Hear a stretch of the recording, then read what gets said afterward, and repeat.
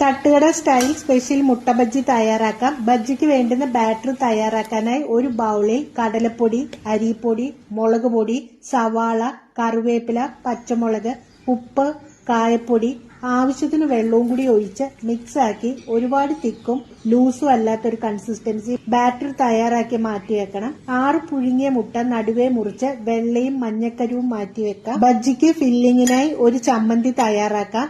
ഒരു ബ്ലെൻഡറിൽ തേങ്ങ ചിരകിയത്, മല്ലിയില, പുതിനയില, നാരങ്ങ നീര്, ഉപ്പ്, പച്ചമുളക് എല്ലാം കൂടെ നല്ലോണം വെള്ളം ഒട്ടും ചേർക്കാതെ തന്നെ അരച്ചെടുക്കണം. അരച്ചെടുത്ത തേങ്ങാക്കൂട്ട് മാറ്റിവെച്ച മുട്ടയുടെ മഞ്ഞക്കരുവുമായി മിക്സ് ചെയ്യണം. മുട്ടയുടെ വെള്ള ഓരോന്നെടുത്ത് തയ്യാറാക്കിയ ഫില്ലിങ് നിറച്ച് നേരത്തെ തയ്യാറാക്കിയ ബാറ്ററിൽ മുക്കിയെടുത്ത് ചൂടുള്ള എണ്ണയിൽ ഓരോന്നായി ഇടുക.